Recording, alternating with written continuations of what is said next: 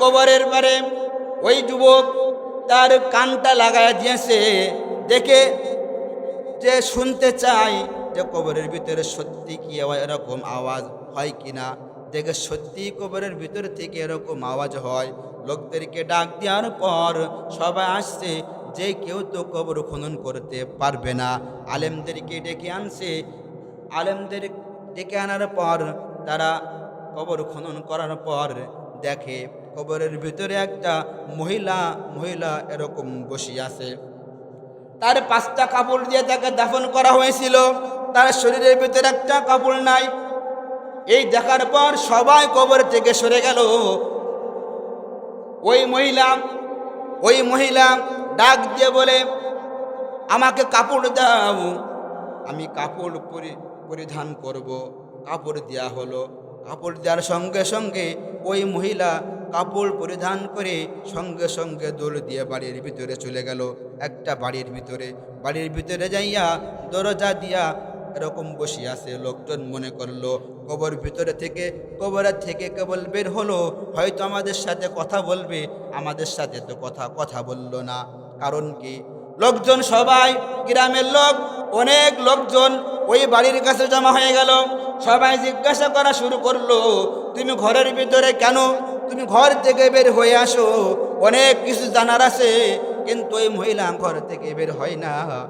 অনেক বলে, আমার যদি অবস্থা তোমরা দেখতে পাও, তোমরা কিন্তু সহ্য করতে পারবা না। অনেক অনেক লোক থাকে খুব সাহসী, তারা বলল, কোনো সমস্যা না, আমরা সহ্য করতে পারবো, বলো। দরজা খুলে দাও।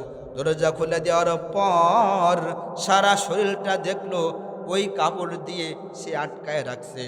বলে, তোমার কাপড় সরাও। মাথার কাপড়টা সরানোর পর দেখছে তার মাথায় একটা চুল পর্যন্ত নাই। শুধু তাই নয়, মাথার উপরে কোনো চামড়া নাই, শুধু মগজগুলি দেখা যায়। তখন ওই যুবকেরা জিজ্ঞাসা করলো, তোমার মাথার চুল কোথায় গেল? তোমার মাথার চামড়াগুলি কোথায় গেল? তখন ওই মহিলা চিৎকার দিয়ে চোখের পানি ফেলতে আর কান্না করে, দুনিয়ার ভিতরে আমি যখন চলাফেরা করতাম, তখন আমি আমার চুলটা পর পুরুষকে দেখায় বেড়াতাম, যার কারণে আল্লাহ তাআলা আযাবের ফেরেশতা কবরের ভিতরে পাঠাইয়া এক একটা করে চুল তারা পিলাস দিয়ে টান দিয়ে উঠাইছে। চুলের সঙ্গে সঙ্গে আমার মাথার ওই চামড়াগুলো চুলের সাথে উঠে গেছে। যখন হাতের দিকে তাকাইল, তখন থেকে হাতে একটা নখ পর্যন্ত নাই। ওয়াকরনা ফি বুয়ুতিকুন্না ওয়ালা তাবাররাজনা তাবাররুজাল জাহিলিয়াতিল উলা। আল্লাহ তাআলা ঘোষণা করে দিলেন,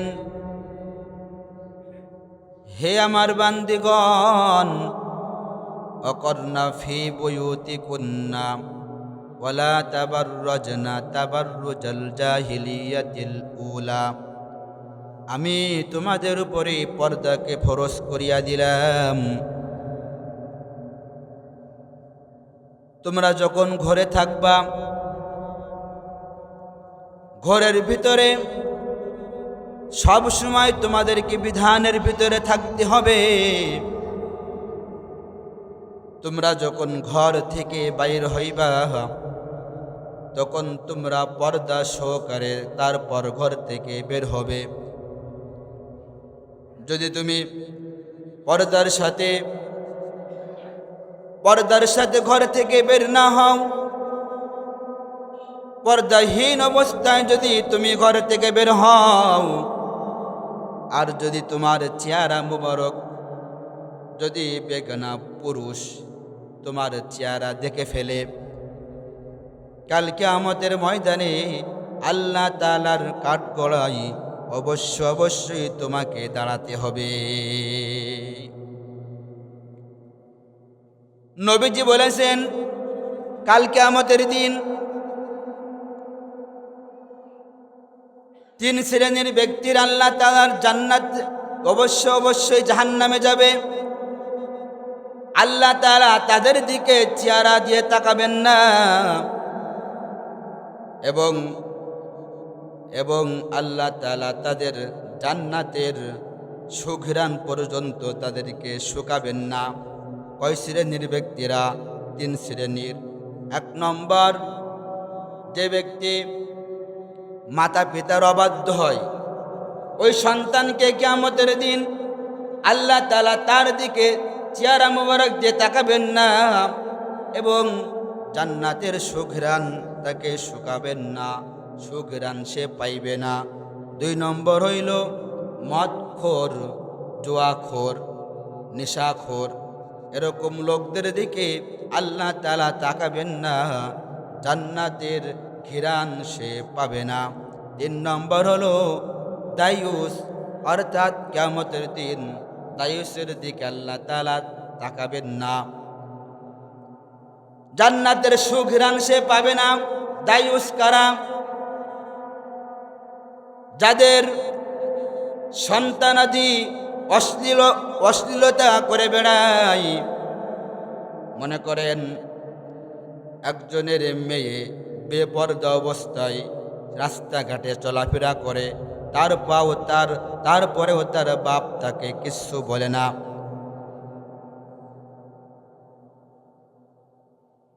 পর্দাহীন অবস্থায় রাস্তাঘাটে আমার মেয়ে চলে, আমি চুপ, মা চুপ, কোনো কথা বলে না।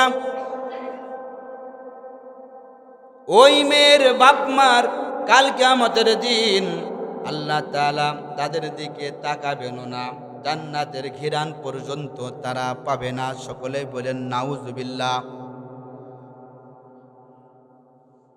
হযরত ফাতেমাতুজ জোহরা রাদিয়াল্লাহু তাআলা আনহা একদিন আলী রাদিয়াল্লাহু তাআলা আনহুকে বলতেছেন, ওগো আমার স্বামী, চলো যাই আমার আব্বাজানের সাথে দেখা করে আসি। হযরত ফাতেমা রাদিয়াল্লাহু তাআলা আনহু হযরত আলীকে সাথে নিয়ে নবীজির দরবারে উপস্থিত হওয়ার জন্য, নবীজির সাথে সাক্ষাৎ করার জন্য গেলেন। ঘরে ঢোকার আগেই, ঘরে প্রবেশ করার আগেই হযরত ফাতেমা রাদিয়াল্লাহু তাআলা আনহা বললেন, স্বামী গো, ঘরের বাইরে তুমি দাঁড়ায় থাকো, আমি আগে ঘরের ভিতরে যাই, তারপর আমি অনুমতি দিলে তারপর তুমি ঘরের ভিতরে প্রবেশ করবা। হযরত ফাতেমা রাদিয়াল্লাহু তাআলা আনহা ঘরের ভিতরে ঢুকে গেলেন। ঘরের ভিতরে প্রবেশ করার পর দেখলেন নবী আলাইহিস সালাম অঝরে কান্না করতেছেন, এত পরিমাণে কান্না করতেছেন। হুজুর সাল্লাল্লাহু আলাইহি সাল্লামের কান্না দেখে হযরত ফাতেমা রাদিয়াল্লাহু তাআলা আনহা কান্না করে ফেললেন। এত অঙ্গি ভঙ্গিমা দিয়ে কান্নাকাটি করে হযরত ফাতেমাতুজ জোহরা রাদিয়াল্লাহু তাআলা আনহা আর চোখের পানি ধরে রাখতে পারলেন না। আলী রাদিয়াল্লাহু তাআলা আনহু ঘরের ভিতরে প্রবেশ করলেন। তখন হযরত আলী রাদিয়াল্লাহু তাআলা আনহু দেখলেন নবীজি অঝরে চোখের পানি ফেলে দিয়ে কান্না করতেছে। হযরত আলী রাদিয়াল্লাহু তাআলা আনহু তখন নবীজির কাছে জিজ্ঞাসা করলেন, ইয়া রাসূলুল্লাহ, কান্নার কারণ কি? আপনার মেয়ের জন্য কি আপনার এত পরিমাণে মায়া? আপনার মেয়ে তো আপনার চোখের সামনে চলে আসছে, কি কারণে আপনি কান্না করেন? হুজুর সাল্লাল্লাহু আলাইহি সাল্লাম ডাক দিয়ে বললেন, হে আলী, আমার মা ফাতেমার জন্য আমি কান্না করি না, আমার কোন আত্মীয় স্বজনের জন্য আমি কান্না করি না। বলে কান্নার কারণ কি? বলে হঠাৎ করে আমার মেরাজের রাত্রের কথা মনে পড়ে গেছে। ওই রাত্রে যখন আল্লাহ তাআলা আমাকে জান্নাত জাহান্নাম দেখাইলেন, আল্লাহ তাআলা আমাকে জান্নাত দেখাইলেন, জাহান্নাম দেখাইলেন। জাহান্নাম দেখার সময় আমি দেখলাম জাহান্নামের ভিতরে অধিকাংশ নারীরা জাহান্নামের ভিতরে আছে। হযরত আলী রাদিয়াল্লাহু তাআলা আনহু জিজ্ঞাসা করলেন, ইয়া রাসূলুল্লাহ, কি কারণে আপনার নারী উম্মতেরা জাহান্নামের ভিতরে যাবে? নবীজি বললেন, 2টা কারণে। কয়টা কারণে? দুইটা কারণে মহিলারা, বেশিরভাগ মহিলারা জাহান্নামের ভিতরে যাবে। এক নম্বর বেশি পরিমাণে মহিলারা স্বামীর নাশকরি করে। কি করে? স্বামীর নাশকরি করে। মনে করেন 10 বছর 12 বছর সংসার করছে, হঠাৎ করে বলে ফেললো, তুমি তো আমার 10 বছরের ভিতরে কিছুই দিলা না। কি 10 বছরের ভিতরে তুমি আমাকে কিছুই দিলা না, তোমার ঘরে এসে আমি কিছুই পেলাম না। এরকম মহিলা আছে না নাই? অবশ্যই আছে। 2 নম্বর হইল মহিলারা বেশি পরিমাণে লানত দেয়। কি দেয়? লানত দেয়। তোরে জন্য কালে ধরে, তুই গাড়ির তলে চাপা পড়ে মরতে পারিস না। এরকম মহিলারা বেশি লানত দেয়, যার কারণে বেশিরভাগই মহিলারা জাহান্নামে যাবে। নবী আলাইহিস সালাম বললেন, হে ফাতেমা,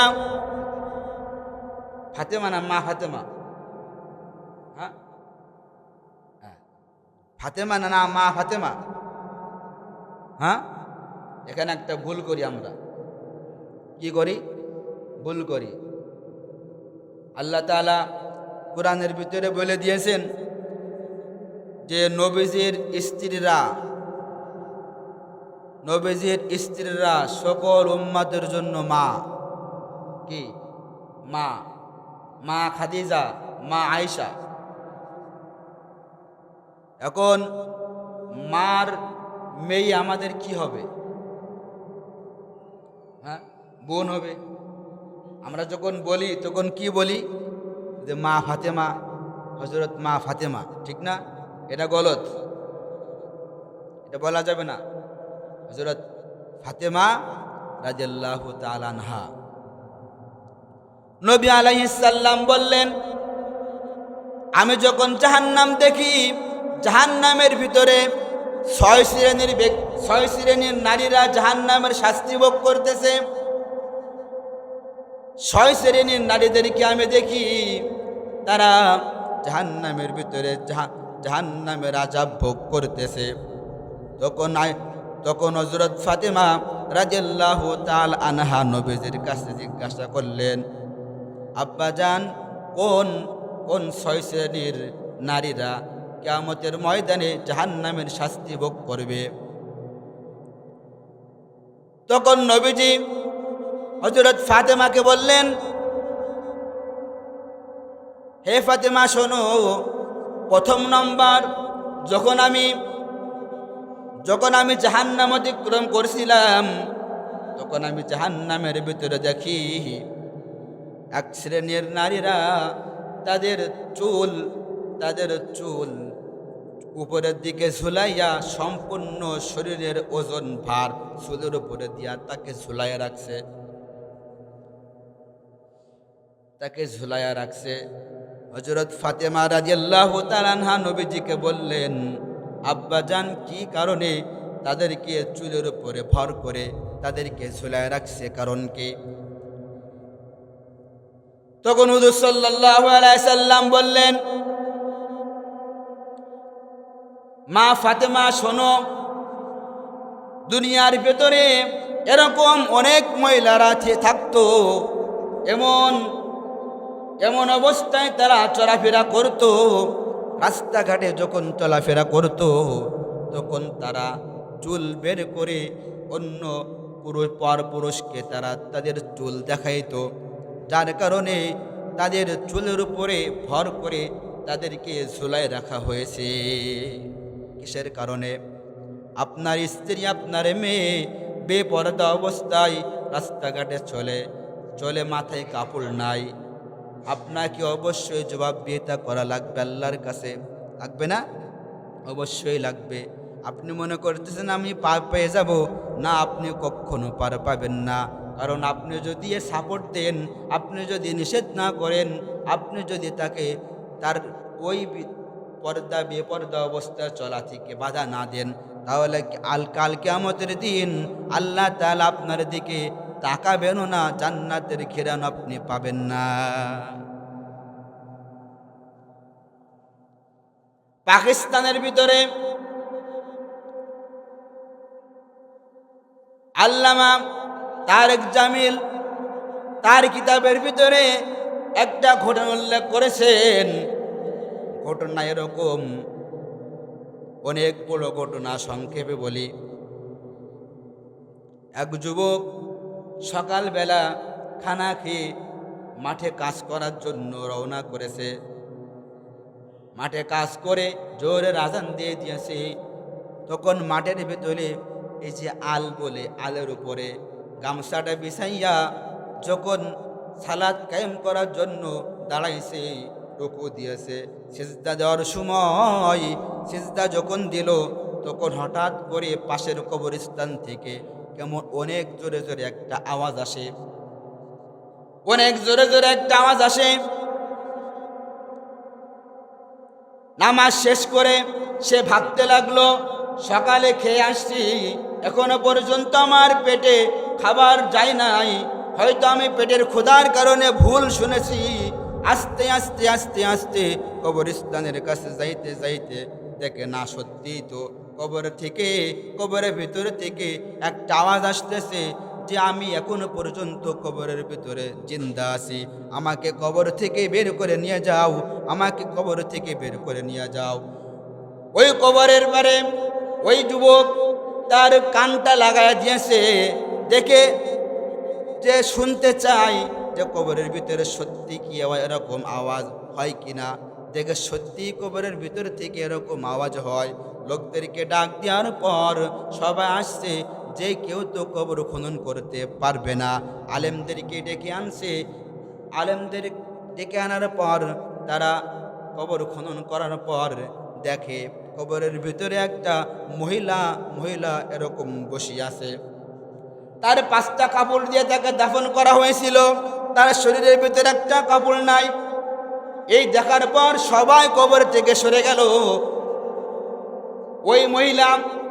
ওই মহিলা ডাক দিয়ে বলে, আমাকে কাপড় দাও, আমি কাপড় পরিধান করব। কাপড় দেওয়া হলো। কাপড় দেওয়ার সঙ্গে সঙ্গে ওই মহিলা কাপড় পরিধান করে সঙ্গে সঙ্গে দৌড় দিয়ে বাড়ির ভিতরে চলে গেল। একটা বাড়ির ভিতরে যাইয়া দরজা দিয়া এরকম বসে আছে। লোকজন মনে করলো কবরের থেকে কেবল বের হলো, হয়তো আমাদের সাথে কথা বলবে, আমাদের সাথে তো কথা বলল না। কারণ কি? লোকজন সবাই, গ্রামের লোক, অনেক লোকজন ওই বাড়ির কাছে জমা হয়ে গেল। সবাই জিজ্ঞাসা করা শুরু করলো, তুমি ঘরের ভিতরে কেন? তুমি ঘর থেকে বের হয়ে আসো, অনেক কিছু জানার আছে। কিন্তু ওই মহিলা ঘর থেকে বের হয় না। অনেক বলে, আমার যদি অবস্থা তোমরা দেখতে পাও, তোমরা কিন্তু সহ্য করতে পারবা না। অনেক লোক থাকে খুব সাহসী, তারা বলল, কোনো সমস্যা না, আমরা সহ্য করতে পারবো, বলো। দরজা খুলে দাও। দরজা খুলে দেওয়ার পর সারা শরীরটা দেখলো ওই কাপড় দিয়ে সে আটকায় রাখছে। বলে, তোমার কাপড় সরাও। মাথার কাপড়টা সরানোর পর দেখছে তার মাথায় একটা চুল পর্যন্ত নাই। শুধু তাই নয়, মাথার উপরে কোনো চামড়া নাই, শুধু মগজগুলি দেখা যায়। তখন ওই যুবকেরা জিজ্ঞাসা করলো, তোমার মাথার চুল কোথায় গেল? তোমার মাথার চামড়াগুলি কোথায় গেল? তখন ওই মহিলা চিৎকার দিয়ে চোখের পানি ফেলতে আর কান্না করে, দুনিয়ার ভিতরে আমি যখন চলাফেরা করতাম, তখন আমি আমার চুলটা পর পুরুষকে দেখায় বেড়াতাম, যার কারণে আল্লাহ তাআলা আযাবের ফেরেশতা কবরের ভিতরে পাঠাইয়া একটা করে চুল তারা পিলাস দিয়ে টান দিয়ে উঠাইছে। চুলের সঙ্গে সঙ্গে আমার মাথার ওই চামড়াগুলো চুলের সাথে উঠে গেছে। যখন হাতের দিকে তাকাইল, তখন থেকে হাতে একটা নখ পর্যন্ত নাই। তখন জিজ্ঞাসা করা হল, হাতের নখগুলো কই? মহিলা চিৎকার করে আওয়াজ দিয়ে বলল, ভাই, আমি যখন দুনিয়ার ভিতরে চলাফেরা করতাম, তখন আমার নখে নীল পালিশ দিয়া এরকম নখ সুন্দর সুন্দর সাজাইয়া পর পুরুষকে আমি নখ দেখায় বেড়াতাম। ফেরেশতারা, আযাবের ফেরেশতা এসে পিলাস দিয়ে টেনে টেনে আমার হাতের নখগুলি টান দিয়ে বের করে নিয়ে গেছে। বলে, তোমার চেহারা থেকে কাপড় সরাও। যখন কাপড়টা চেহারা থেকে সরাই ফেললো তখন দেখে তার গালের ভিতরে 32টা দাঁত আছে, কিন্তু দাঁতের চারপাশে যে গোশগুলি এবং এই ঠোঁট, দুই ঠোঁট তার নাই, শুধুমাত্র দাঁত দেখা যায়। বলে কি কারণে এরকম হয়েছে? ওই মহিলা আওয়াজ দিয়ে বলে, আমি যখন চলাফেরা করতাম তখন লিপস্টিক মাখাইয়া আমি পর পুরুষকে দেখাইতাম। আমি মারা যাওয়ার পর আযাবের ফেরেশতারা আমার কবরের ভিতরে আইসা আমার ঠোঁটটা কাউসি দিয়া কেটে ফেলেছে এবং আমার চল থেকে পিলাস দিয়ে গোস্ত খুলে খুলে বের করে ফেলেছে। আমার মুখে কোনো গোস্ত নাই। শুধু তাই নয়, সারা শরীরের অনেক বড় ঘটনা আল্লামা তারিক জামিল রহমতুল্লাহ আলাইহি তার কিতাবের ভিতরে লিখেছেন যে অনেক বড় কাহিনী। তার পার দিকে তাকানোর পর পায়ে একটা নখ পর্যন্ত নাই। তারপরে এই কথা বলার পর ওই মহিলা আবার মারা গেল। ওই মহিলা মারা যাওয়ার পর ওই মহিলাকে দাফন সারলো। তখন এই একটা ঘটনা থেকে শিক্ষা হলো এই যে আমরা আমাদের স্ত্রীদেরকে, আমরা আমাদের মেয়েদেরকে অবশ্যই পরপুরুষের দেখানো থেকে বিরত রাখবো তো ইনশাল্লাহ। যদি আমার স্ত্রীর চুল খুলে রেখে যদি আমার স্ত্রী চলাফেরা করে, যাদের সাথে দেখা দেওয়া জায়েজ নাই তাদের সামনে যায়, যাদের সাথে দেখা দেওয়া জায়েজ না হারাম, যদি তাদের সাথে কথা পর্যন্ত বলে, যদি লিপস্টিক মাখাইয়া আপনি আপনার টাকা দিয়ে আপনার স্ত্রীকে লিপস্টিক কিনে দিলেন, আপনার সামনে সাজে না, আপনি টাকা দিয়ে আপনার স্ত্রীকে চুড়ি কিনে দিলেন, অনেক কিছু কিনে দিলেন, এরকম কি বলে আইনালা মস্করা কিনে দিলেন, সব কিছু কিনে দিলেন, আপনার সামনে সাজে না। যখন ঘরের থেকে বের হয় তখন সুন্দর করে সাজা, তারপর রাস্তায় যাই, আপনার দেওয়া নেল পালিশ, আপনার দেওয়া আইনারা মস্করা দিয়ে আপনি দেখতে পান না, রাস্তার ভিতরে পর পুরুষরা দেখে মজা পাই। কথা বলেন ঠিক কিনা? আপনি যদি বাধা না দেন, আপনি দায়ুস, কাল কিয়ামতের দিন ধরা খাবেন, আপনার দিকে রব তাকাবেন না, জান্নাতের ঘিরান পর্যন্ত আপনি পাবেন না। হযরত ফাতেমা রাদিয়াল্লাহু তাআলা আনহা নবীজির কাছে জিজ্ঞাসা করলেন, ইয়া রাসূলুল্লাহ, আব্বাজান কি কারণে তারা চুলের উপরে ঝুলন্ত? এবার কথা বলতেছে বাচ্চারা। তখন হুজুর সাল্লাল্লাহু আলাইহি সাল্লাম বললেন, এরা দুনিয়ার ভিতরে চুল দেখায়া চলতো, যার কারণে এরকম শাস্তি। হুজুর সাল্লাল্লাহু আলাইহি সাল্লাম বললেন, 2 নম্বর কারণ, আমি দেখি জাহান্নামের ভিতরে অনেক নারী, তারা তাদের জিহ্বার উপরে ভর করে আযাবের ফেরেশতারা তার গলার ভিতরে থেকে জিহ্বাটা টেনে বের করে, জিহ্বা এরকম বসি বেঁধে উপরে ঝুলায় রাখছে, সম্পূর্ণ শরীরের ভর তার জিহ্বার উপরে রেখে দেওয়া হয়েছে, এরকম জিহ্বার উপরে ঝুলে আছে। বলে কি কারণে? বলে মহিলারা বেশিরভাগ এই জিহ্বা দিয়া তারা লানত দিত। কি দিত? হ্যাঁ, লানত দিত। মহিলারা কিন্তু বেশি লানত দেয়, ঠিক না? হ্যাঁ, তোরে কালা ধরতে পারে না। হ্যাঁ, যদি কোথাও যায় গাড়ি চাপা খেয়ে মরবি, অভিশাপ, লানত। এই লানত দেওয়ার কারণে অনেক মহিলারা আছে বেশি পরিমাণে লানত দেয়। আল্লাহ তাআলা আমাদের সকলকে সঠিক বুঝ দান করেন। হযরত ফাতেমা রাদিয়াল্লাহু তাআলা আনহা বললেন, 3 নম্বর কারণ কি?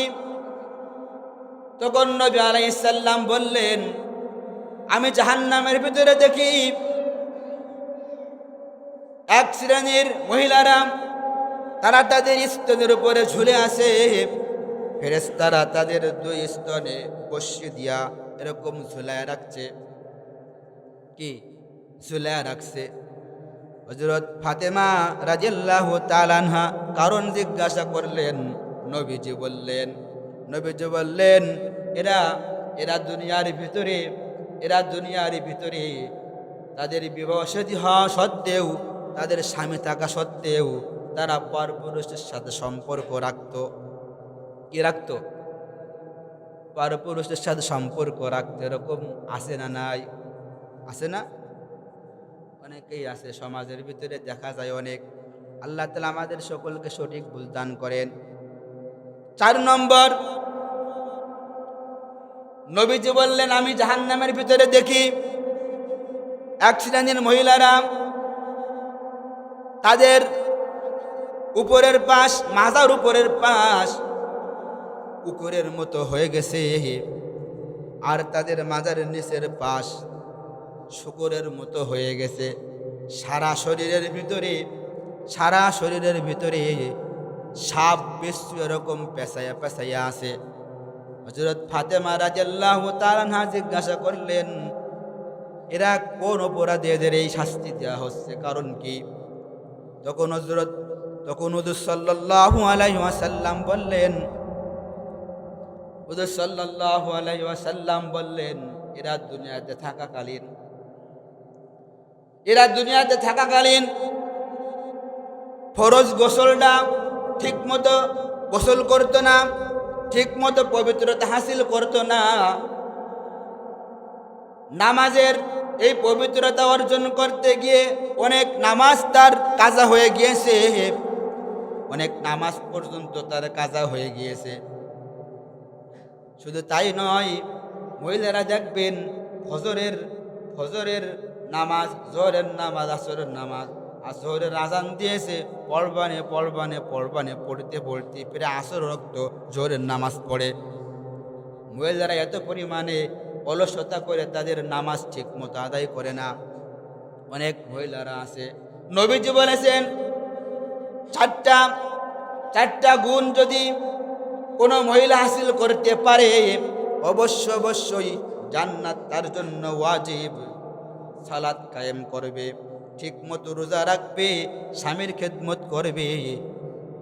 খেদমত করবে, পর্দা অবস্থায় জীবনযাপন করবে। আল্লাহ তাআলা হুজুর সাল্লাল্লাহু আলাইহি সাল্লাম বললেন, তার অবশ্যই তার উপরে জান্নাত ওয়াজিব। অনেক মহিলারা আছে, ওয়াক্ত একদম প্রায় শেষ, ওই মুহূর্তে নামাজ আদায় করে। এক ঘটনার কথা মনে পড়ে গেল, আমাদের উস্তাদ হযরত ওমর ফারুক রহমানী, আমরা যখন গোপালগঞ্জ পড়তাম, তখন আমাদের দর্শের ভিতরে ওমর ফারুক রহমান সাহেব আমাদের উস্তাদ উড়ে ঘটনা বলতেন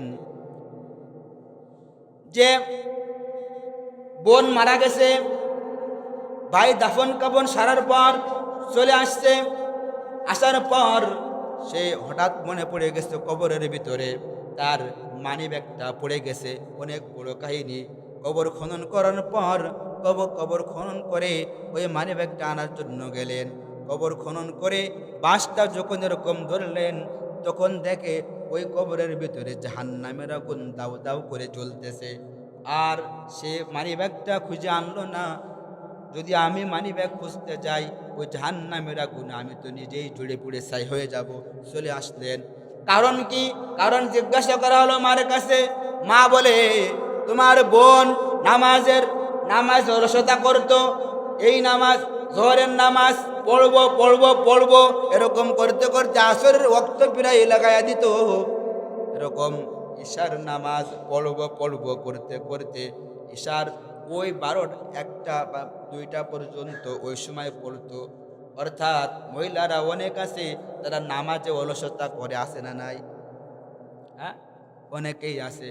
এজন্য উচিত হলো আমাদের স্ত্রীদেরকে, আমাদের মেয়েদেরকে এইগুলো নসিহতগুলো করা, যাতে করে তাদের দিনের প্রতি চলতে সহজ হয়। আমরা তো অনেক ওয়াজ শুনি, কিনা?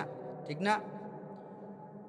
অনেক মহিলারা আছে, নামাজ তো পড়া দূরের কথা, স্বামীর খেদমত তো দূরের কথা, স্বামীর উপরে এরকম কঠোর ভাষা ব্যবহার করে। এরকম মনে করেন বাসের ভিতরে যাইতেছে একজন মহিলা, স্বামী স্ত্রী যাচ্ছে, তারপরে স্বামী সিটে বসে আছে আর মহিলার কোলে সন্তান। ওই মহিলা বলে, তুই দেখিস না যে আমার কত কষ্ট হচ্ছে? হ্যাঁ, এই বাসের ভিতরে বলে কিছু বললাম না, যদি ঘরে যায়, ঘরে পায়ে একা পায়ে, ফাঁকা বাসায় একা পায়ে দেখবানে বুঝছেন। ওই মহিলা যদি বাসের ভিতরে এই অবস্থা করতে পারে, তা বাসায় যে কি করবে? এরকম মহিলা অনেক আছে। এজন্য আমাদের ওস্তাদরা বলতেন কিছু পুরুষ চাষি আছে, পুরুষ চাষি এবং মহিলা চাষা, কি পুরুষ চাষি, কাজকর্ম দেখে পুরুষের মতো মনে হয় না, মনে হয় সম্পূর্ণ সম্পূর্ণ মনে হয় মহিলার মতো। এরকম হচ্ছে পুরুষ চাষি। আবার কিছু কিছু আছে মহিলারা মনে করেন আপনার মহিলার মতো কাজকর্ম দেখলে মনে হয় না, মনে হয় যে পুরুষের মতো কাজকর্ম করে। এরকম আছে না? আল্লাহ তাআলা আমাদেরকে সঠিক বুঝদান করেন। এজন্য আমাদের মহিলাদেরকে আমরা এই নসিহতগুলো করব। 6 নম্বর বললাম,